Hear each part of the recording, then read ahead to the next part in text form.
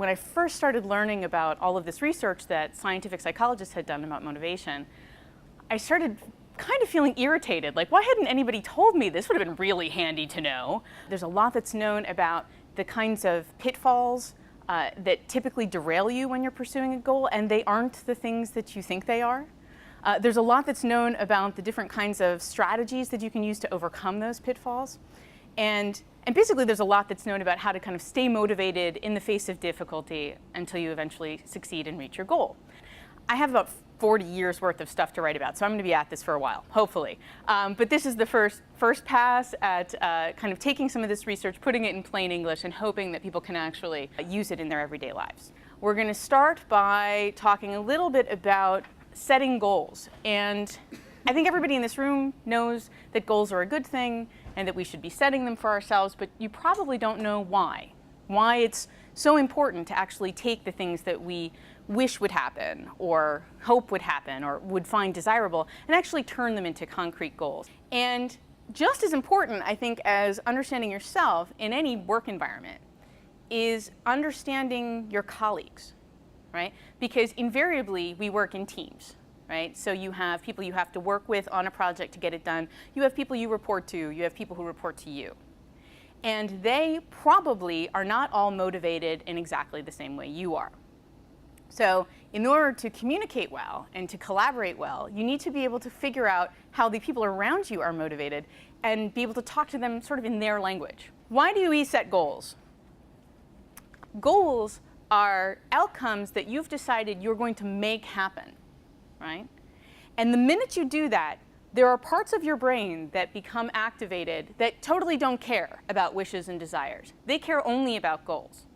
There's a motivational hardwiring, basically, in your brain that starts lighting up when you've decided this is something that I'm going to accomplish. Study after study after study after study shows that when people set themselves more difficult goals, goals that actually will require, okay, I'm going to have to put some effort, I'm really going to have to work on this, they outperform people who set themselves easy goals by orders of magnitude. Promotion focus and prevention focus. There are two ways people typically think about, again, the very same goal.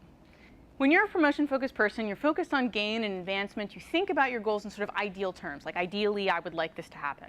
Ideally, I would like to be really successful at this because that would just be fantastic for me. Prevention-focused people, on the other hand, because they're running around trying to make sure that they don't make any mistakes and don't lose anything that they've worked so hard to gain, they tend to run around feeling mostly anxious. Promotion-focused people and prevention-focused people are equally effective.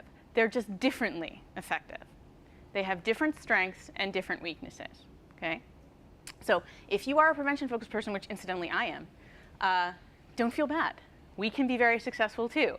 We just approach our goals in a very, very different way. So we find in study after study that when people think about what they're doing in terms of making progress, right, in terms of getting better, in terms of improvement, they are resilient in the face of difficulty.